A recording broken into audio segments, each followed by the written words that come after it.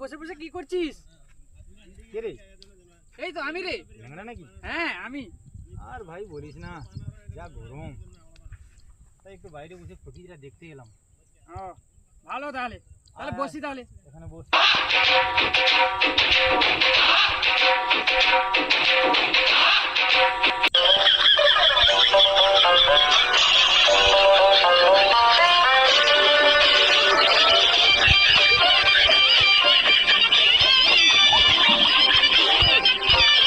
তোদের কোনো কাজকর্ম নেই নাকি রে?